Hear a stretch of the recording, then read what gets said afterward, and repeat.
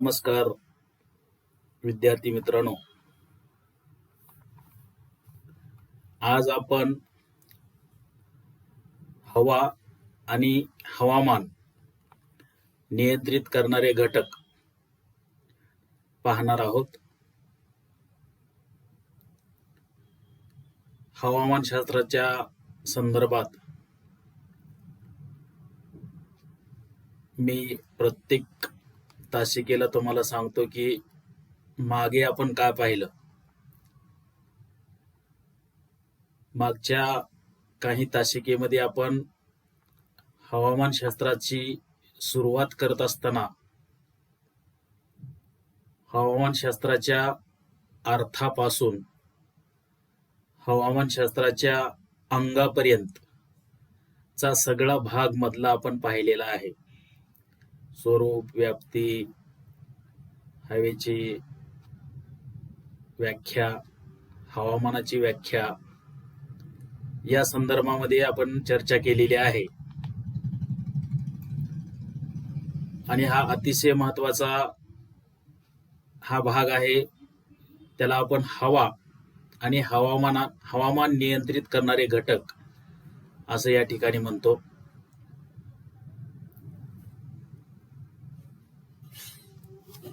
प्रत्यक्षपणे आता जे आपण घटक पाहणार आहोत त्या सर्व घटकाचा परिणाम हवेवर आणि हवामानावर होत असतो.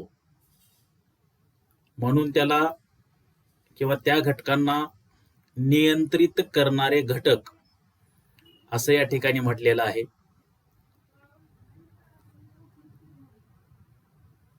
या घटकांचा प्रामुख्याने हवा आणि हवामानाच्या स्थितीमध्ये बदल घडवून आणण्यासाठी किंवा या घटकामुळं हवा आणि हवामानाच्या स्थितीमध्ये बदल होतो, त्या घटकांना हवा व हवामानाचे नियंत्रक घटक असं या ठिकाणी म्हटलं जातं. प्रत्यक्ष हवा आणि हवामानाच्या स्थितीमध्ये बदल घडवून आणणारे हे घटक आहेत. आपण सातत्यानं सांगत आलेलो आहोत की पृथ्वीवरील विविध भागात वेगवेगळ्या प्रकारचे हवामान आढळते.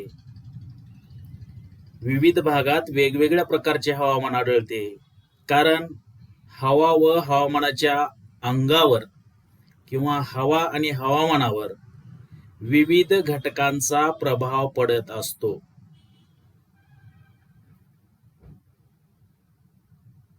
हवामानाच्या विविधतेला प्रामुख्याने आपण जे आता हे घटक पाहणार आहोत ते घटक त्या विविधतेला प्रामुख्याने जबाबदार असतात.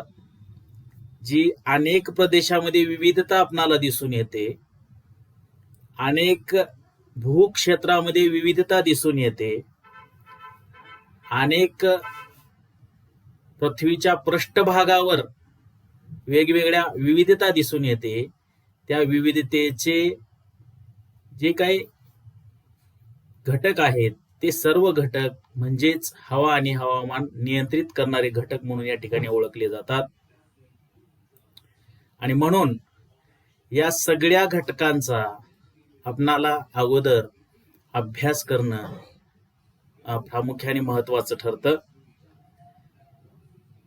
मी तुम्हाला स्क्रीनवर हवा आणि हवामान नियंत्रित करणारे घटक त्या ठिकाणी सांगितलेले आहेत. ते घटक तुम्ही पाहू शकता. अक्षांश 1 नंबरचा घटक आहे. 2 नंबरचा आहे समुद्र सपाटीपासूनची उंची. 3 नंबरचा घटक आहे समुद्रापासूनचे अंतर. 4 नंबर आहे वारे. 5 नंबर आहे सागरी प्रवाह. 6 नंबर आहे जमिनीचा उतार. 7 नंबर आहे वनस्पती, आकाशाची स्थिती व पाऊस. या सगळ्या घटकामुळे हवा आणि हवामान नियंत्रित होत असते. आता त्याच्यामधल्या एका घटकाचा जर आपण या ठिकाणी चर्चा करायचं जर आपण ठरवलं तर त्यामध्ये पहिला घटक येतो तो अक्षांश. आपण पृथ्वी गोलावर काल्पनिक रेषा तयार केलेल्या आहेत. प्रत्यक्षात पृथ्वीवर त्या नाहीत, परंतु आपण नकाशा बनवत असताना, पृथ्वीचा ग्लोब बनवत असताना या गोष्टीचा वापर करून आपण त्या ठिकाणी त्याची निर्मिती करत असतो. आडव्या रेषाला आपण अक्षांश म्हणतो आणि पृथ्वीवर असणाऱ्या उभ्या रेषांना आपण रेखांश म्हणतो. विषुववृत्तापासून उत्तरेकडे आणि विषुववृत्तापासून दक्षिणेकडे असे आपण या ठिकाणी पृथ्वी गोलाचे 2 विभाग तयार केलेले आहेत. त्याला आपण उत्तर गोलार्ध आणि दक्षिण गोलार्ध असं म्हणतो. जे मधलं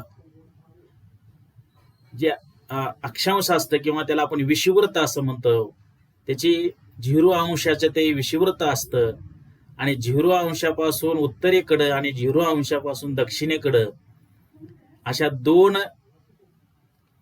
गोलार्धामध्ये अक्षांश हे वाढत जात असतात आणि त्याला अनुसरून आपण त्या ठिकाणी पृथ्वीच्या पृष्ठभागाचा भूगोलामध्ये अभ्यास करत असतो. विषुववृत्तावर सूर्याची किरण लंबरूपानं पडतात.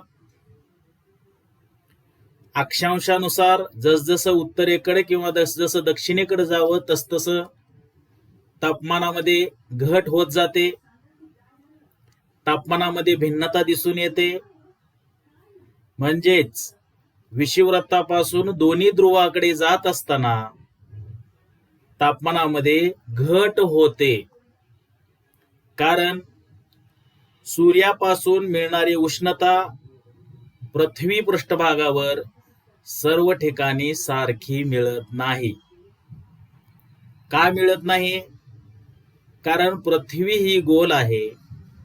जो पृष्ठभाग सूर्याच्या समोर येतो त्या ठिकाणी सूर्याची किरण लंबरूपानं पडतात आणि बाकीच्या ठिकाणी सूर्यकिरण हे तिरप्या स्वरूपाचे पडत असतात.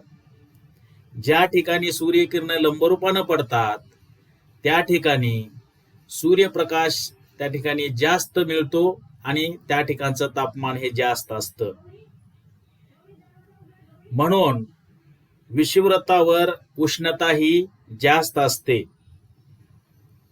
आणि जसजसं उत्तर आणि दक्षिण ध्रुवाकडे जावं तसतसं ती उष्णता कमी होत असलेली आपल्याला दिसून येते. तसेच सूर्याचे भासमान भ्रमण 23.5 अंश दक्षिण आणि 23.5 अंश उत्तर अक्षांशादरम्यान होत असते. त्यावेळेस विषुववृत्तावर सूर्यकिरण प्रामुख्याने लंबरूप पडत असल्यामुळे अधिक उष्णता मिळते, परिणामी तापमान त्या ठिकाणी जास्त असते. याउलट विषुववृत्तापासून उत्तर अथवा दक्षिण ध्रुवाकडे गेल्यास सूर्यकिरणे तिरपी पडत असल्यामुळे उष्णता कमी मिळते आणि परिणामी त्या ठिकाणच्या तापमानामध्ये घट होत असते. आणि या सगळ्या गोष्टीचा प्रामुख्याने हवामानाच्या विविधतेवर परिणाम होत असतो. या सगळ्या गोष्टीला कुठेतरी अक्षांशाच्या वेगळेपणामुळं, सूर्यप्रकाश हा त्या ठिकाणी सारखा न पडल्यामुळं हवामानामध्ये त्या ठिकाणी विविधता आढळून येते, हवेमध्ये त्या ठिकाणच्या विविधता आढळून येते. म्हणून अक्षांश हा अतिशय महत्वाचा घटक हवा आणि हवामानावर नियंत्रण करत असतो. हवा आणि हवामानावर काय करत असतो? नियंत्रण करत असतो. म्हणजेच अक्षांशाला अनुसरून हवा आणि हवामानामध्ये विविधता आपणाला दिसून येते, विविधता आढळून येते. म्हणून अक्षांश हा अतिशय महत्वाचा घटक हवा आणि हवामानावर काय करत असतो? नियंत्रण करत असतो. दुसरा घटक आहे या ठिकाणी समुद्र सपाटीपासूनची उंची. आपण पाहिलेलं आहे किंवा आपल्याला माहित असावं की प्रामुख्याने उंचीनुसार तापमानामध्ये घट होत असते. उंचीनुसार तापमानामध्ये घट होत असते. भूपृष्ठापासून जसजसं वर जावं, वर म्हणजे वरच्या बाजूला आकाशाकडे जावं, तसं तसं त्या ठिकाणी तापमानामध्ये घट होत असते. हे घट होण्याचं जे काही प्रमाण आहे ते प्रमाण दर 160 मीटर उंचीला 1° तापमान कमी होत असलेलं आपल्याला दिसून येतं. 1° तापमान काय होतं, उंचीनुसार कमी होत असतं. तसेच उंचीनुसार हवेचा दाब देखील कमी होत असतो. मला वाटतं आपण मागच्या पिरियडमध्ये याविषयी चर्चा केलेली आहे की समुद्र सपाटीपासून उंच जावं तसं तापमानामध्ये घट होत असते आणि दाब देखील वरच्या बाजूमध्ये कमी असतो. याचं काय कारण आहे? कारण वरच्या थराचा खालच्या थरावर त्या ठिकाणी वजन पडल्यामुळं खालच्या थराचा दाब जास्त असतो, परंतु जसजसं वर जावं तसं दाबामध्ये सुद्धा प्रामुख्याने घट होत असते किंवा दाब हा वरच्या भागामध्ये कमी असतो. याचं काय कारण आहे? उंचीनुसार हवा विरळ होत असते किंवा विरळ असते आणि या विरळ होत जाण्यामुळं त्या ठिकाणी प्रामुख्याने दाब सुद्धा कमी असतो. म्हणून हवेच्या तापमानात व दाबात उंचीनुसार जो फरक पडतो त्याचा परिणाम प्रामुख्याने हवा आणि हवामानाच्या स्थितीवर होत असतो. म्हणजेच काय तर समुद्र सपाटीपासूनची उंची हा सुद्धा हवा आणि हवामानावर नियंत्रण करणारा घटक आहे. उदाहरणाचा जर आपण उदाहरण सांगायचा प्रयत्न केला तर या ठिकाणी आपल्याला असं दिसून येतं, मैदानी प्रदेशामध्ये प्रचंड स्वरूपात उष्णता असलेली आपल्याला दिसून येते.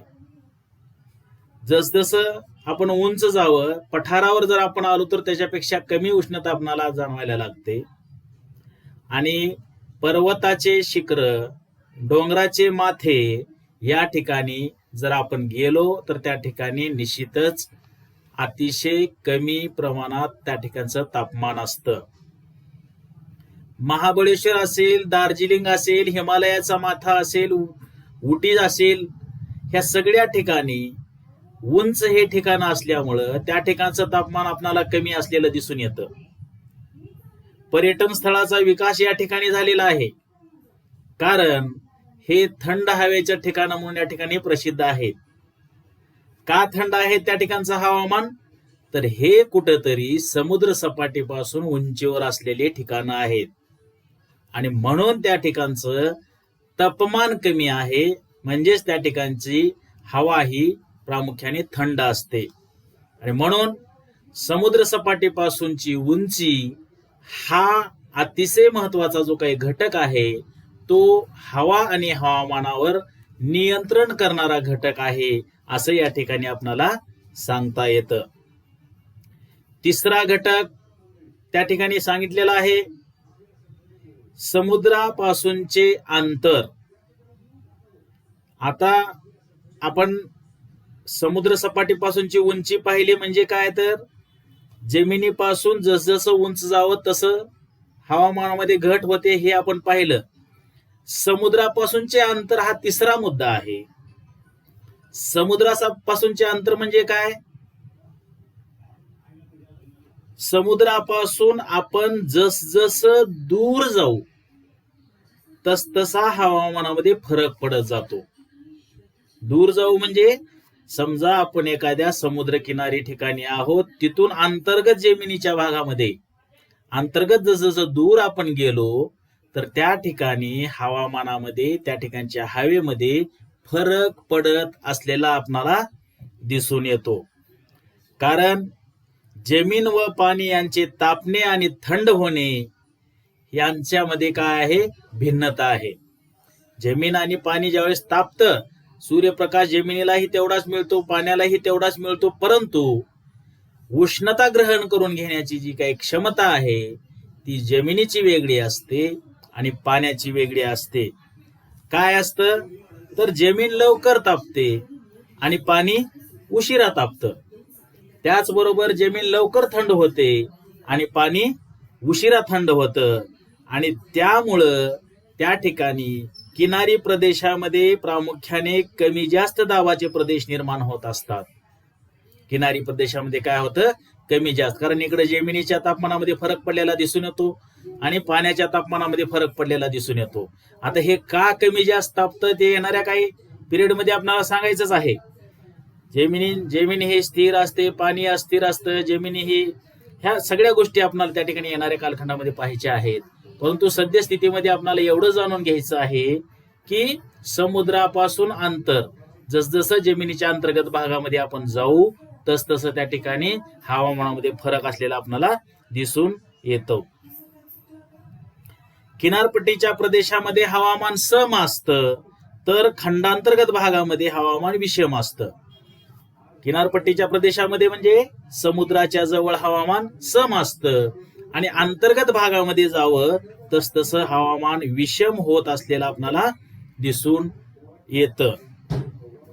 सम आणि विषम म्हणजे काय, जो काही तापमानामधला जो काही फरक आहे त्या फरकाची म्हणजे जो काही फरक आहे त्या फरकामधला कमी जास्तपणा ज्यावेळेस आपण पाहतो, समजा फरक अतिशय कमी असतो दररोजच्या दररोज, त्यावेळेस त्याला सम हवामान म्हणायचं आणि फरक हा जर जास्त असेल तर त्या ठिकाणी विषम हवामान या ठिकाणी असं म्हटलं जातं.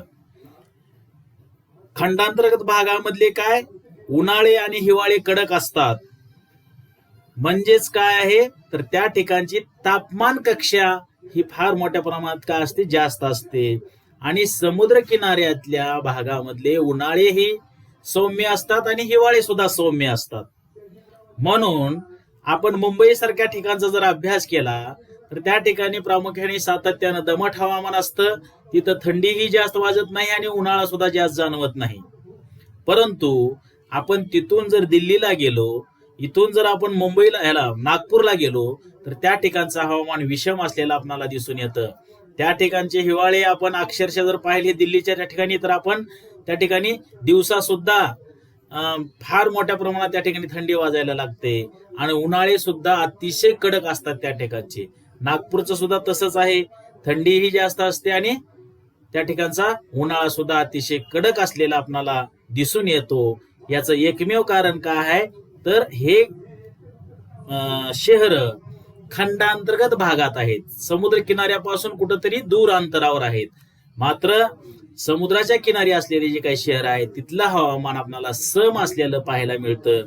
म्हणून जी काही तापमान कक्षा आहे ही तापमान कक्षा प्रामुख्याने खंडांतर्गत भागामध्ये जास्त असते आणि समुद्र किनारी भागामध्ये कमी असते आणि म्हणून खऱ्या अर्थानं हवा आणि हवामानामध्ये सातत्यानं त्या ठिकाणी फरक पडलेला आपल्याला दिसून येतो.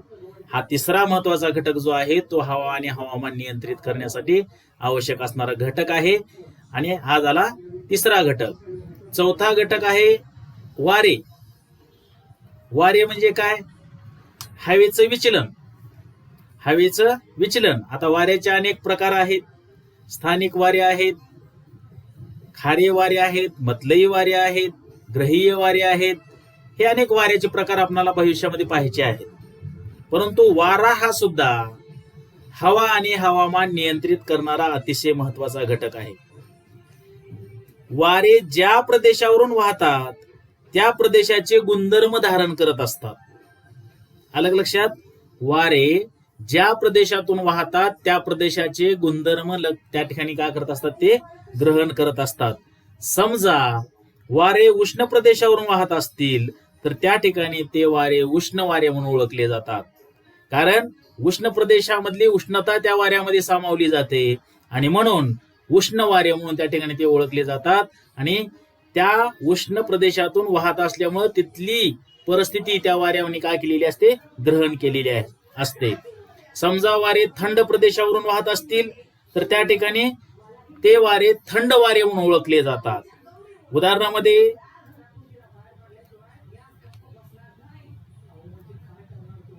उष्ण प्रदेशाकडून शीत प्रदेशाकडे ज्यावेळेस वारे वाहत असतात त्यावेळेस त्याला उष्ण वारे म्हटलं जातं. ज्यावेळेस ते वारे शीत प्रदेशावर प्रवेश करतात त्यावेळेस त्या ठिकाणचे त्या वाऱ्याचे गुणधर्म बदलतात आणि ते वारे पुन्हा त्या ठिकाणी थंड झालेले आपल्याला दिसून येतात. म्हणजेच काय तर थंड प्रदेशामधून वाहणारे वारे ज्यावेळेस उष्ण प्रदेशावर जातील त्यावेळेस त्या ठिकाणी तिथलं तापमान ते ग्रहण करतील आणि ते वारे त्या ठिकाणी आपला मूळ गुणधर्म त्या ठिकाणी बदलून ते वारे त्या ठिकाणी उष्ण होत असलेले आपल्याला दिसून येतात. सागरावरून वाहत येणाऱ्या वाऱ्यामध्ये प्रामुख्याने बाष्पाचं प्रमाण जास्त असतं आणि जे वारे जमिनीवरून वाहतात त्या वाऱ्यामध्ये प्रामुख्याने बाष्पाचं प्रमाण हे कमी असलेलं आपल्याला दिसून येतं.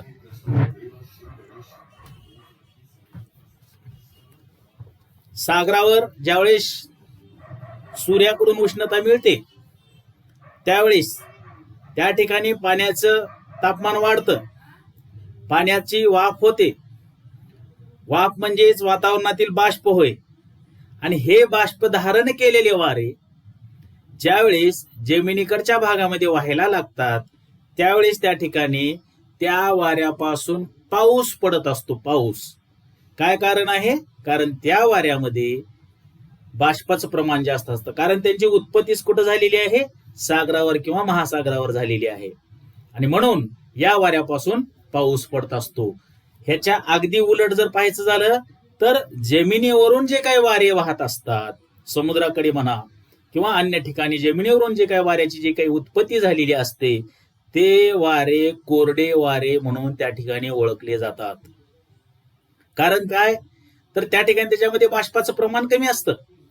जमिनीवर समजा पाण्याचे पृष्ठभाग हे अतिशय कमी असल्यामुळं जमिनीवरून वाहणाऱ्या वाऱ्यांना कोरडे वारे असं त्या ठिकाणी म्हटलं जातं.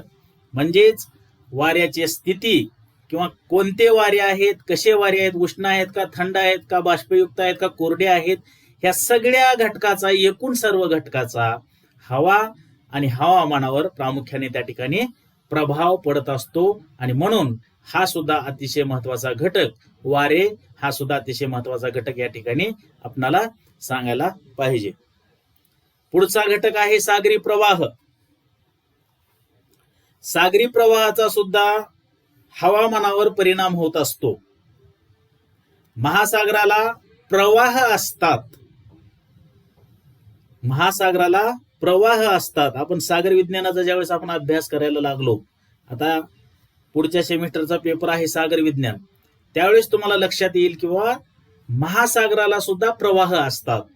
महासागराचं पाणी सुद्धा वाहत असतं. आपण समुद्रकिनारी जाऊन फक्त आपण लाटाच पाहिलेल्या आहेत. ज्या ज्या ठिकाणी पर्यटन स्थळ आहे त्या ठिकाणी आपण गेलो तिथं आपण पाहिलेलं असतं किंवा समुद्राच्या लाटामधून समुद्राकडे येतात आणि किनाऱ्याला धडकत असतात, एवढंच आपणाला माहित आहे. परंतु संपूर्ण जगामध्ये जेवढे मोठे मोठे महासागर आहेत त्या महासागराचं पाणी एका ठिकाणाहून दुसऱ्या ठिकाणी जात असतं आणि या जाण्याला काय म्हणायचं? प्रवाह म्हणायचं. महासागरामध्ये दोन प्रकारचे प्रवाह असतात. एक प्रवाह उष्ण प्रवाह म्हणून ओळखला जातो, दुसरा प्रवाह शीत प्रवाह म्हणून त्या ठिकाणी ओळखला जातो. हे उष्ण आणि शीत प्रवाह महासागरामध्ये कशामुळे निर्माण होत असतात तर जे भाग थंड आहेत आणि त्या थंड भागामधून प्रवाह जर उष्ण भागाकडे जात असतील तर त्या ठिकाणचे ते थंड गुणधर्म धारण करतात म्हणून त्याला थंड प्रवाह म्हटलं जातं. उदाहरणामध्ये ध्रुवीय प्रदेशाकडून विषुववृत्तीय प्रदेशाकडे वाहत येणारा प्रवाह हा थंड प्रवाह म्हणून ओळखला जातो. तसेच उष्ण प्रदेशाकडून ज्यावेळेस पाणी किंवा प्रवाह थंड प्रदेशाकडे ज्यावेळेस जातो त्यावेळेस त्या ठिकाणी त्या प्रवाहाचा गुणधर्म हा उष्ण असतो. म्हणजेच विषुववृत्ताकडून ज्यावेळेस ध्रुवाकडे प्रवाह वाहत जात असतो त्यावेळेस तो प्रवाह उष्ण प्रवाह म्हणून त्या ठिकाणी ओळखला जातो. उच्च अक्षांशीय प्रदेशाकडून प्रामुख्याने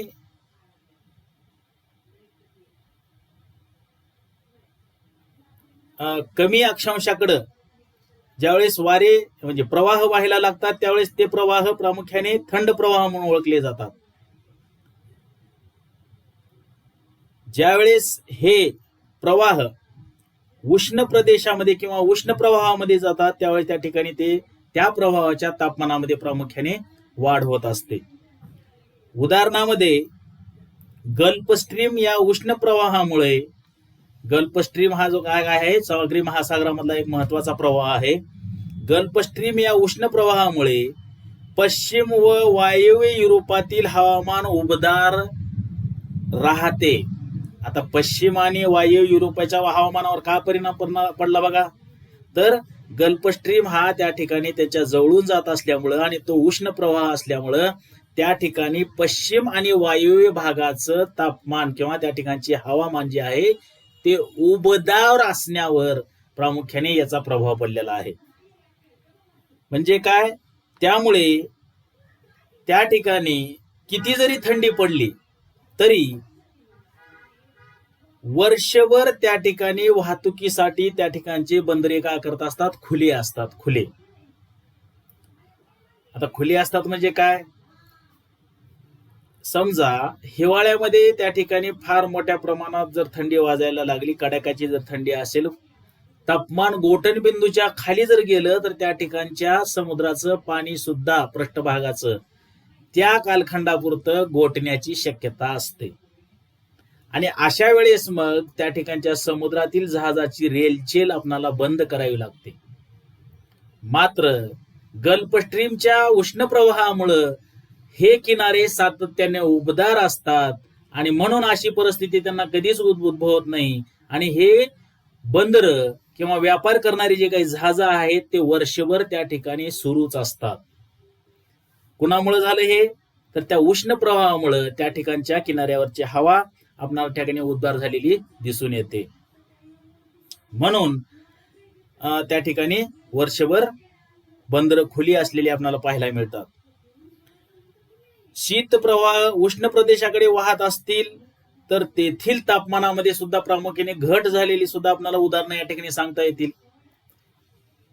शीत प्रवाहाकडून उष्ण प्रवाहाकडे ज्यावेळेस आपण जातो, उष्ण पृष्ठभागाकडे ज्यावेळेस प्रवाह जातात त्यावेळेस त्या ठिकाणच्या तापमानामध्ये, त्या प्रवाहाच्या तापमानामध्ये वाढ झालेली दिसून येते.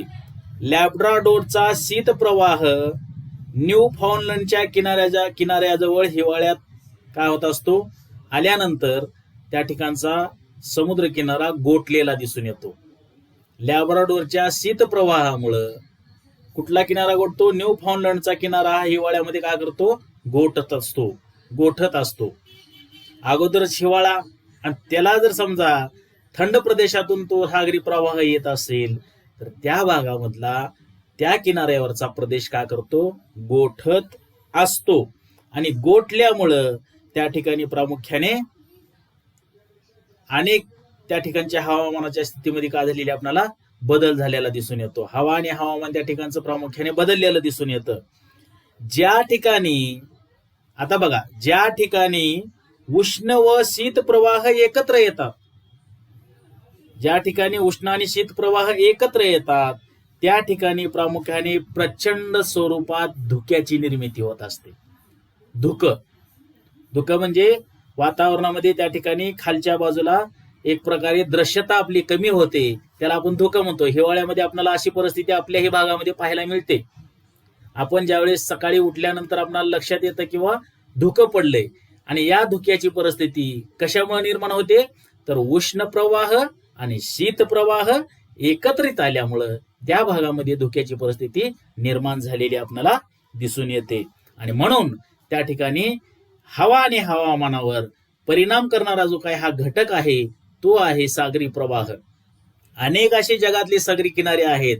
या सागरी किनारे भागामध्ये या प्रवाहाचा कुठंतरी प्रभाव त्या ठिकाणच्या हवामानामध्ये फार मोठ्या प्रमाणात असलेला दिसून येतो. कुठं पाऊस पडतो, कुठं धुक्याची निर्मिती होत असते, कुठं बर्फाची म्हणजे समुद्र किनारे गोठलेले असतात, तर कुठले गोठलेले समुद्र किनारे खुले झालेले दिसून येतात. म्हणजेच काय, तर सागरी प्रवाहाचा हवामानावर प्रामुख्याने मोठ्या प्रमाणात काय होत असतो, परिणाम होत असतो. आणि म्हणून हा सुद्धा नियंत्रित करणारा घटक म्हणून या ठिकाणी ओळखला जातो. पुढचा घटक आहे जमिनीचा उतार. जमिनीचा उतार म्हणजे काय? भूपृष्ठ आपण ज्यावेळेस पाहतो, आपल्या पृथ्वीचा पृष्ठभाग 71% पाणी आहे, 29% जमीन आहे. या 29% जमिनीचा जर आपण अभ्यास करायला लागलो तर त्या ठिकाणी आपल्याला अशी परिस्थिती दिसून येते, जमीन ही सपाट आहे का? नाही, जमीन ही अजिबात सपाट नाही. कुठं मैदानी प्रदेश आहेत, कुठं पठारी प्रदेश आहेत, तर कुठं पर्वतीय प्रदेश आपल्याला दिसून येतात. म्हणजेच काय, जमीन ही उंच सखल स्वरूपाची आहे. काही भागामध्ये आपल्याला दऱ्या दिसून येतात. सपाट भाग हा जरी काही ठिकाणी असला तरी त्या ठिकाणी तो भाग आपण जर समजा त्यातून दुसरीकडे गेलो तर त्या ठिकाणी प्रामुख्याने जमीन ही उंच सकल स्वरूपात असलेली आपल्याला दिसून येते. ओबडधोबड आहे जमीन. जमीन ही सारखी नाही, एक सारखं त्या ठिकाणी जमिनीमध्ये आपल्याला पाहायला गेलं तर त्या ठिकाणी सारखेपणा दिसून येत नाही. कुठं उंचवटे आहेत, कुठं डोंगर आहेत, कुठं दऱ्या आहेत, कुठं पठार आहेत. ह्या जमिनीच्या उताराच्या संदर्भानं ज्यावेळेस आपण पाहतो त्यावेळेस आपल्याला असं लक्षात येतं की भूपृष्ठावर अनेक डोंगर आहेत, पर्वत आहेत, पठार आहेत.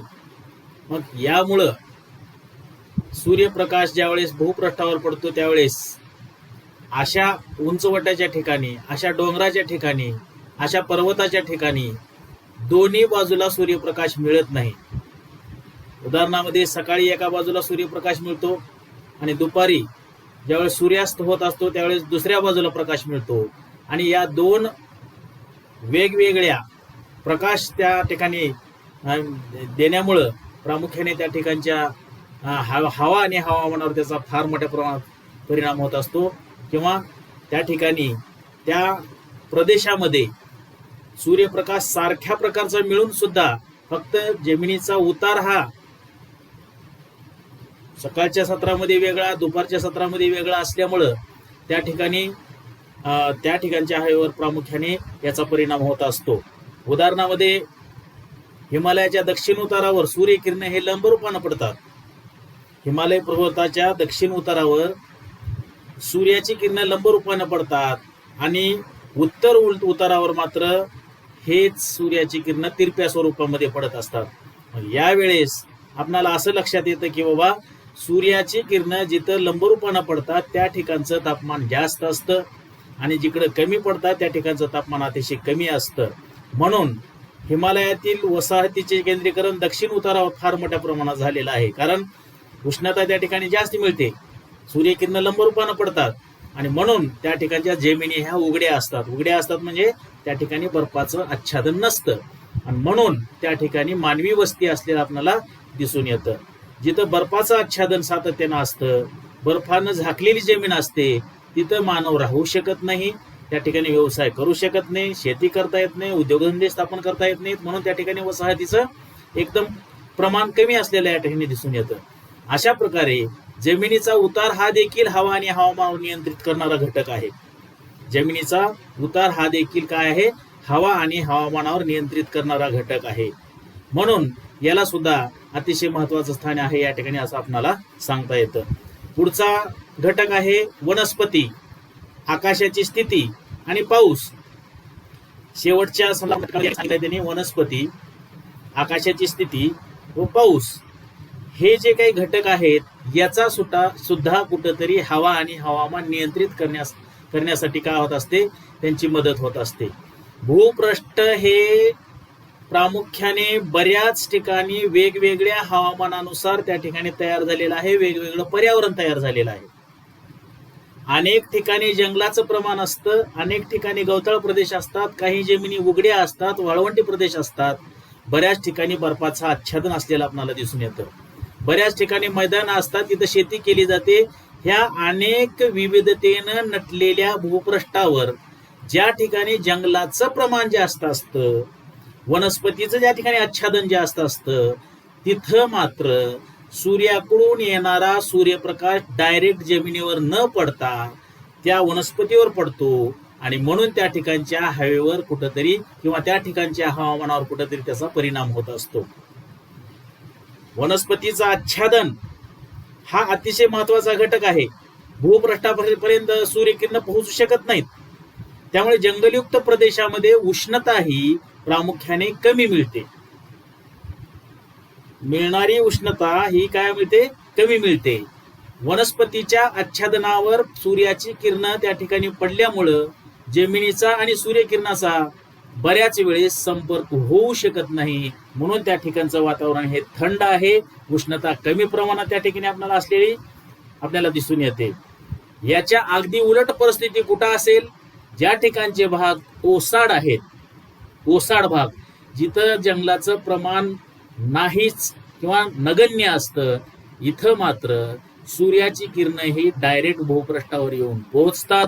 त्या ठिकाणचे भूपृष्ठ तापले जातात आणि त्या ठिकाणी उष्णता मात्र जास्त असलेली आपल्याला दिसून येते.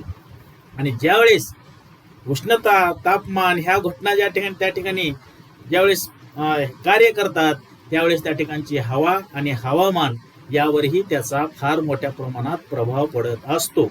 हे घटक सुद्धा त्या ठिकाणी महत्वाची भूमिका बजावत असतात. म्हणून वनस्पतीचं आच्छादन असणं आणि वनस्पतीचं आच्छादन नसणं या दोन वेगवेगळ्या घटना म्हणजे गोष्टी आहेत. ज्या भागावर वनस्पती आहेत तिथं उष्णता कमी, जे भाग ओसाड आहेत किंवा वाळवंटी प्रदेशाचे आहेत तिथं उष्णता जास्त असते. म्हणून हा सुद्धा घटक महत्वाचा या ठिकाणी मानला जातो. आकाशाची स्थिती म्हणजे काय? आपण पाहतो आकाश ज्यावेळेस निरभ्र असतं म्हणजे काय? आकाशामध्ये ढगाचं अजिबात प्रमाण नसतं, त्याला निरभ्र आकाश म्हणायचं. म्हणजे आपल्यासारख्या भागामध्ये किंवा आपण ज्या ठिकाणी राहतो तिथं हिवाळे आणि उन्हाळे हे प्रामुख्याने आकाशामध्ये ढग अजिबात नसतात. पावसाळ्यामध्ये आकाशामध्ये ढगाचं प्रमाण असतं.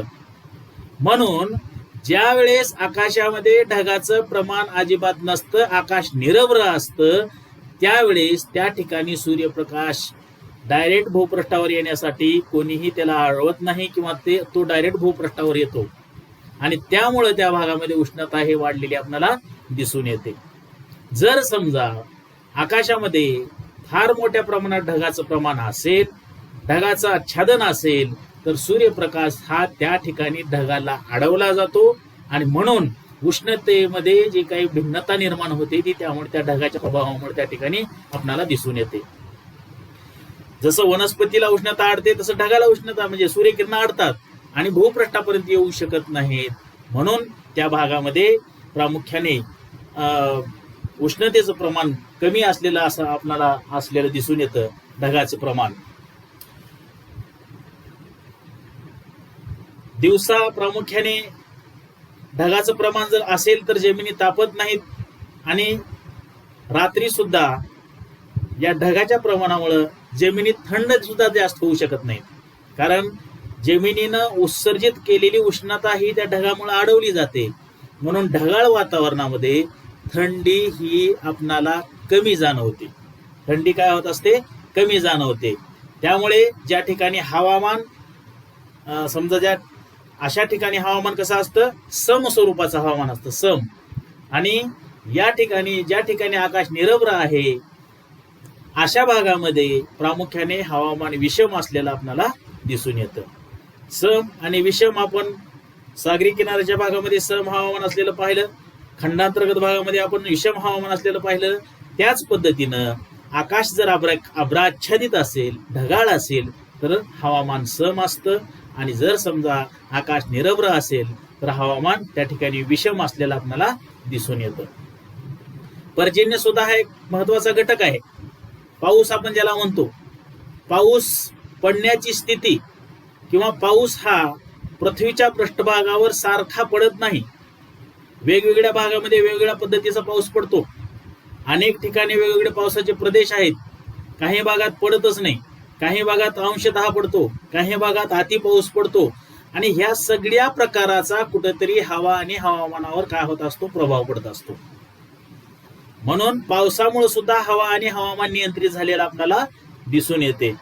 पर्जन्याचं प्रमाण ज्या ठिकाणी जास्त आहे त्या भागामध्ये बाष्पीभवन ही प्रक्रिया मोठ्या प्रमाणात होत असते. सांद्रीभवनाची प्रक्रिया सुद्धा त्या ठिकाणी मोठ्या प्रमाणात घडून येत असते. परिणामी त्या ठिकाणची हवा ही उबदार असते, दमट असते आणि म्हणून त्या भागामध्ये सातत्यानं काय होत असतं तर हवामान हे त्या ठिकाणच्या पर्जन्याला अनुसरून त्या ठिकाणी असलेलं आपल्याला दिसून येतं. पावसाची जिथं समजा पाऊस जिथं पडत नाही, ज्या ठिकाणी अत्यल्प पाऊस असतो त्या ठिकाणी मात्र वातावरणामध्ये बाष्पाचं प्रमाण कमी असतं.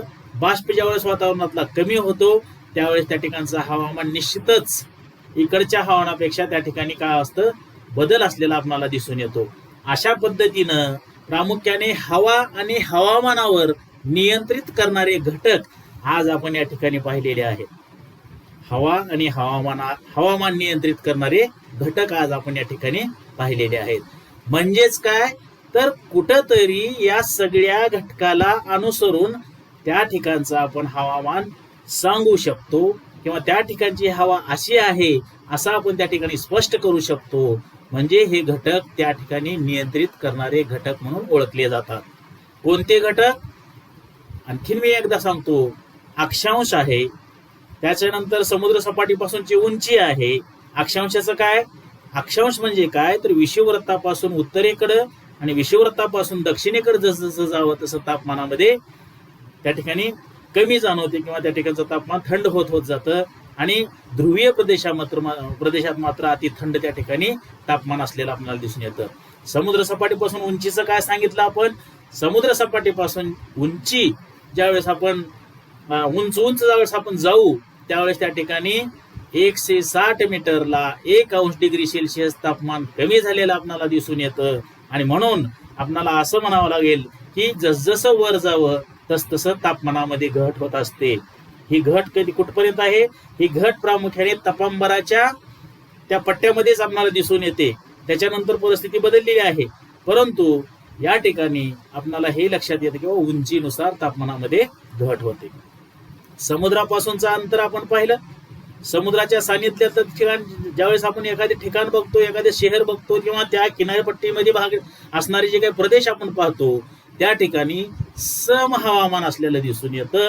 समुद्राच्या अंतर्गत ज्यावेळेस आपण जातो त्याला खंडांतर्गत भाग असं म्हणायचं आणि त्या खंडांतर्गत भागामध्ये विषम हवामान असल्याचं दिसून येतं. कसलं हवामान? विषम स्वरूपाचं हवामान असल्याचं दिसून येतं. वारे हा सुद्धा अतिशय महत्वाचा घटक हवा आणि हवामान नियंत्रित करणारा घटक म्हणून समजला जातो. वारे हे प्रामुख्याने अनेक प्रकारचे वारे असतात.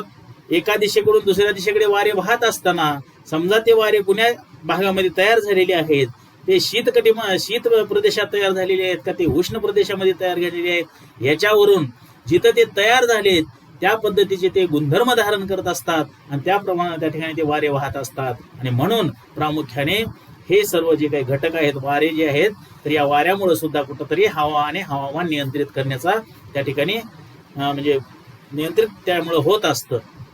पुढचा आहे सागरी प्रवाह. तुम्हाला मी सांगितलं की सागरी प्रवाह, सागराला सुद्धा प्रवाह असतात आणि हे प्रवाह शीत प्रवाह, उष्ण प्रवाह ह्या पद्धतीचे प्रवाह त्या ठिकाणी सागरामध्ये वाहत असताना त्या प्रवाहाचा कुठंतरी त्या किनारी प्रदेशावर त्या भागामध्ये काय होत असतो? प्रभाव पडत असतो आणि म्हणून हा सुद्धा नियंत्रक घटक म्हणून त्या ठिकाणी ओळखला जातो. जमिनीच्या उताराच्या संदर्भामध्ये आपण चर्चा केली. जमीन ही सारखी नाही. जमीन कुठं उंच आहे, कुठे खड्डे आहेत, कुठे दऱ्या आहेत, कुठे डोंगर आहेत. उंच सकलपणा हा जमिनीचा असल्यामुळं सूर्यप्रकाश जरी सारखा त्या ठिकाणी पडत असला तरी त्या जमिनीच्या उंच सकलपणामुळं एका बाजूला सूर्यप्रकाश मिळतो, दुसऱ्या बाजूला मिळत नाही. एका बाजूला एका वेळेस मिळतो, दुसऱ्या बाजूला दुसऱ्या वेळेस मिळतो आणि म्हणून याचा कुठेतरी हवा आणि हवामानावर त्याचा प्रभाव पडतो आणि त्या ठिकाणी हा सुद्धा घटक नियंत्रित करणारा घटक म्हणून आपण काय केला जातो? ओळखला जातो. वनस्पती आच्छादन जिथं जास्त आहे तिथं उष्णता कमी, उघड्या जमिनीवर उष्णता जास्त. आकाशाची स्थिती ढगाळ वातावरण असलं तर उष्णता कमी. आकाश जर कोरडं असेल तर त्या म्हणजे आकाश जर त्या ठिकाणी एकदम ढग जर त्या ठिकाणी नसतील तर त्या कोरड्या ठिकाणी त्या पृष्ठभागावर कोरडी हवामान त्या ठिकाणी असलेलं आपल्याला दिसून येतं, कारण डायरेक्ट सूर्यप्रकाश जमिनीवर येतो.